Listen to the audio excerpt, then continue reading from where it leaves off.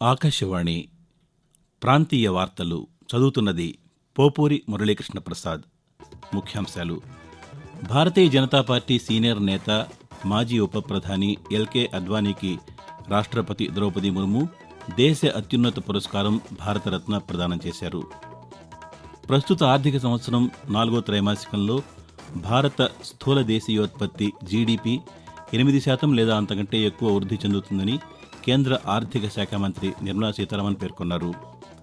సార్వత్రిక ఎన్నికల నేపథ్యంలో ఎన్నికల ప్రవర్తనా నియమావళి ఉల్లంఘనకు సంబంధించి ఫిర్యాదు చేసేందుకు ఎన్నికల సంఘం తీసుకువచ్చిన సి విజిల్ యాప్కు ప్రజల నుంచి విశేష స్పందన లభిస్తోంది.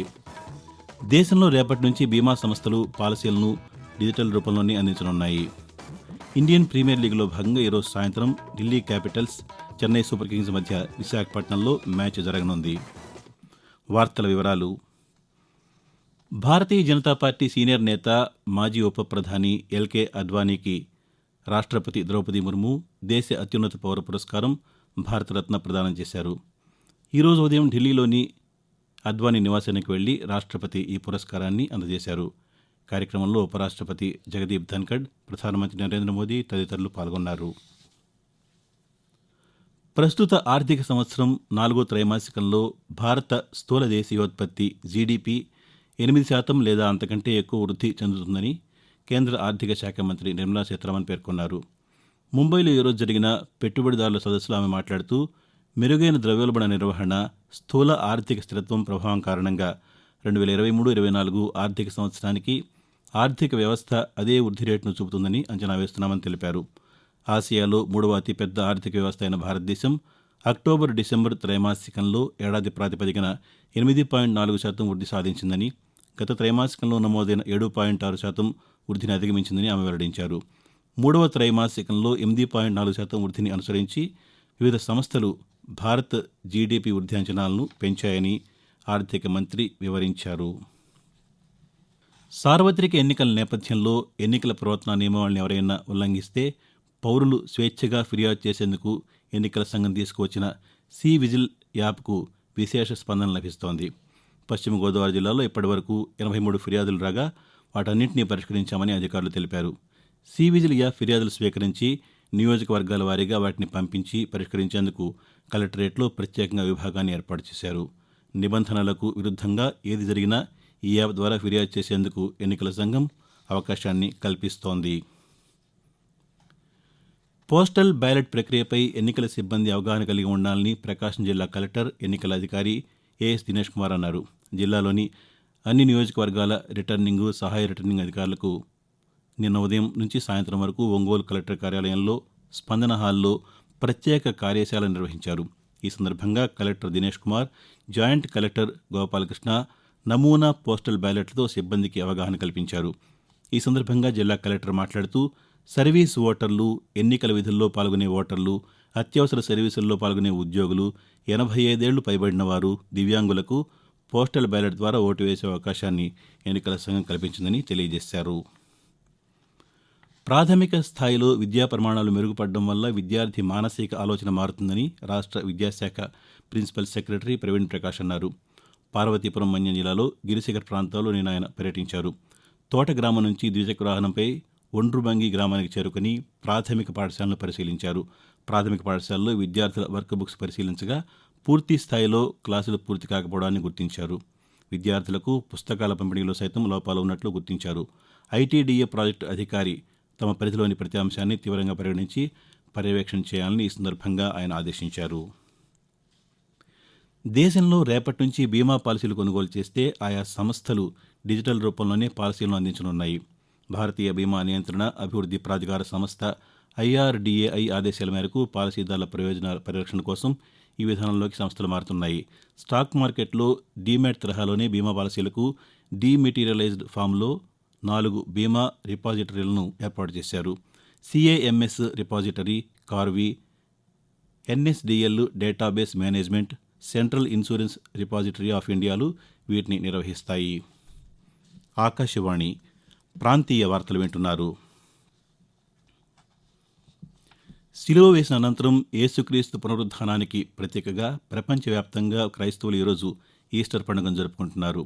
ఈస్టర్ పండుగ సందర్భంగా రాష్ట్రపతి ద్రౌపది ముర్ము, ఉపరాష్ట్రపతి జగదీప్ ధన్కడ్, ప్రధానమంత్రి నరేంద్ర మోదీ, వైఎస్ఆర్ కాంగ్రెస్ పార్టీ అధ్యక్షులు, రాష్ట్ర ముఖ్యమంత్రి వైఎస్ జగన్మోహన్ రెడ్డి, తెలుగుదేశం పార్టీ జాతీయ అధ్యక్షులు నారా చంద్రబాబు నాయుడు ప్రజలకు శుభాకాంక్షలు తెలియజేశారు. యేసుక్రీస్తు పునరుద్ధానం ప్రేమ, కరుణ, క్షమాగుణాలను సూచిస్తుందని వారు తమ సందేశాల్లో పేర్కొన్నారు. ప్రజలు శాంతియుతంగా జీవించడానికి ఈ పండుగను స్ఫూర్తిగా తీసుకోవాలని ఆకాంక్షించారు. సార్వత్రిక ఎన్నికల్లో తొలిసారి తమ ఓటు హక్కును దేశాభివృద్ధి కోసం వినియోగించుకుంటామని యువ ఓటర్లు చెబుతున్నారు. యువ ఓటర్లను ప్రోత్సహించేందుకు తిరుపతి జిల్లా శ్రీకాళహస్తి రెవెన్యూ అధికారుల ఆధ్వర్యంలో పలు కళాశాలలో అవగాహన కార్యక్రమాలు నిర్వహించారు. ఓటు నమోదు, ఓటు హక్కు వినియోగంపై యువ ఓటర్లకు అధికారులు అవగాహన కల్పించారు. ఈ సందర్భంగా తిరుపతి జిల్లాకు చెందిన పలువురు యువ ఓటర్లు ఆకాశవాణితో తమ అభిప్రాయాలను పంచుకుంటూ, మై నేమ్ ఇస్ శ్రవంతి కుమారి. మన ఓటు న్యాయమైన వారికి వేయాలి. మనము వేరే వాళ్ళు చెప్పినట్లు మనం ఓటు వేయకూడదు. 5 years ని డిసైడ్ చేసింది పిల్లల అభివృద్ధి కొరకు. మరి నాకు ఓటు హక్కు వచ్చింది. న్యాయమైన బాటలకి నేను ఓటేస్తూ నెక్స్ట్ వచ్చే 5 years ని అందరినీ హ్యాపీగా ఉంచాలని కోరుకుంటున్నాను.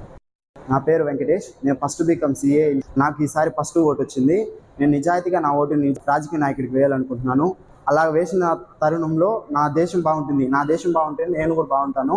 అలాగ అందరూ ఆలోచించుకొని నిజాయితీ అయిన రాజకీయ నాయకుడికి ఓటు వేద్దాం, మన దేశాన్ని బాగుపరుచుకుంటాం. వి శ్రీను డిగ్రీ కళాశాలలో మొదటి సంవత్సరం చదువుతున్నాను. మాకు ఈ ఏటే కొత్తగా ఓటు నమోదైంది. మంచి నాయకుడికి ఓటేసినట్లయితే మన రాష్ట్రం అభివృద్ధి చెందుతుంది. Let's vote for the right government.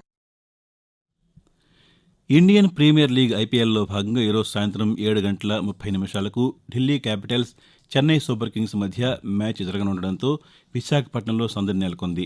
5 ఏళ్ల విరామం తర్వాత ఇక్కడి వైఎస్ఆర్ ACA VDCA స్టేడియంలో తిరిగి IPL మ్యాచ్ జరగబోతోంది. ఈ సీజన్లో 2 మ్యాచ్ల కోసం విశాఖను ఢిల్లీ సొంత వేదికగా ఎంచుకోవడంతో మరో మ్యాచ్ బుధవారం కోల్కతా నైట్ రైడర్స్తో ఆడుతుంది. ఇప్పటికే Delhi capitals, Chennai super Kings జట్లు విశాఖ చేరుకున్నాయి. ఎన్డీఏ కూటమి అధికారంలోకి రాగానే పాత ఇసుక విధానాన్ని తీసుకొస్తామని తెలుగుదేశం పార్టీ జాతీయ ప్రధాన కార్యదర్శి నారా లోకేష్ అన్నారు. మైనింగ్ విభాగంపై విచారణ కమిటీ వేస్తామని చెప్పారు. గుంటూరు జిల్లా తాడేపల్లిలో ఆయన ఈరోజు స్థానికులతో సమావేశమై మాట్లాడారు. ఇంటి పన్ను, గ్యాస్, పెట్రోల్, డీజిల్ ధరలను తగ్గిస్తామని హామీ ఇచ్చారు. అక్రమ మద్య నియంత్రణ పాలసీని తీసుకొస్తామని, వ్యవసాయ ఆధారిత ఉద్యోగాలకు ప్రాధాన్యం ఇస్తామని చెప్పారు. పులిచింతల నుంచి కృష్ణా జిల్లాలో కాల్వలకు ఏప్రిల్ 6వ తేదీన నీరు విడుదల చేస్తున్నట్టు జిల్లా కలెక్టర్ పి రాజబాబు స్పష్టం చేశారు. కలెక్టరేట్లో ఇరిగేషన్, పంచాయతీరాజ్ అధికారులతో తాగునీటి సరఫరా అంశాలపై ఆయన సమీక్ష నిర్వహించారు. ప్రత్యేకించి తాగునీటి అవసరాల కోసం పులిచింతల నుంచి నీటిని విడుదల చేస్తున్నారని, అవి 2-3 రోజుల వ్యవధిలో జిల్లాకు చేరుకునే అవకాశం ఉందని అన్నారు. దీన్ని దృష్టిలో ఉంచుకుని ప్రధానంగా మచిలీపట్నం, బంటుమిల్లి, కృత్తివెన్ను, నాగాయలంక, కోడూరు మండలాల పరిధిలోని శివారు గ్రామాలకు నీరు చేరేలా కాల్వలను సిద్ధం చేయాలని, తాగునీటి చెరువులు నింపేలా చర్యలు తీసుకోవాలని అన్నారు. కాల్వల ద్వారా వచ్చే నీటిని తాగునీటికి కాకుండా ఇతర అవసరాలకు మళ్లించకుండా రెవెన్యూ, పోలీసు, ఇరిగేషన్ సంబంధిత శాఖల సిబ్బందితో పహార బృందాలను ఏర్పాటు చేయాలని కలెక్టర్ సూచించారు. తిరుమల శ్రీవారి ఆలయంలో ఏప్రిల్ 9వ తేదీన శ్రీ క్రోధినామ సంవత్సర ఉగాది ఆస్థానం శాస్త్రోక్తంగా జరగనుంది. ఆ రోజు ఉదయం 3 గంటలకు సుప్రభాతం, అనంతరం ఆలయ శుద్ధి నిర్వహిస్తారు. ఉదయం 6 గంటలకు శ్రీదేవి భూదేవి సమేత శ్రీమలప్ప స్వామివారికి, విశ్వక్సేనుల వారికి విశేష సమర్పణ, 7-9 గంటల మధ్య విమాన ప్రాకారం, ధ్వజస్తంభం చుట్టూ ఊరేగింపు చేపట్టి ఆలయంలోకి ప్రవేశిస్తారు. ఆ తర్వాత శ్రీవారి మూల విరాట్టు, ఉత్సవమూర్తులకు నూతన వస్త్రాలు ధరింపజేస్తారు. అనంతరం పంచాంగ పఠనం ఉంటుంది. బంగారు వాకిలి వద్ద ఆగమ పండితులు, అర్చకులు ఉగాది ఆస్థానం నిర్వహిస్తారు. ఈ పర్వదినం పురస్కరించుకుని శ్రీవారి ఆలయంలో నిర్వహించే ఆర్జిత సేవలను తిరుమల తిరుపతి దేవస్థానం రద్దు చేసింది. ప్రాంతీయ వార్తలు ముగించే ముందు ముఖ్యాంశాలు మరోసారి.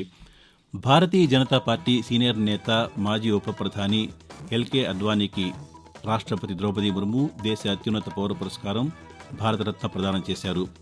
ప్రస్తుత ఆర్థిక సంవత్సరం 4వ త్రైమాసికంలో భారత స్థూల దేశీయోత్పత్తి GDP 8% లేదా అంతకంటే ఎక్కువ వృద్ధి చెందుతుందని కేంద్ర ఆర్థిక శాఖ మంత్రి నిర్మలా సీతారామన్ పేర్కొన్నారు. దేశంలో రేపటి నుంచి బీమా సంస్థలు పాలసీలను డిజిటల్ రూపంలో అందించనున్నాయి. ఇండియన్ ప్రీమియర్ లీగ్లో భాగంగా ఈరోజు సాయంత్రం Delhi capitals, Chennai super kings మధ్య విశాఖపట్నంలో మ్యాచ్ జరగనుంది. ప్రాంతీయ వార్తలు ఇంతటితో సమాప్తం.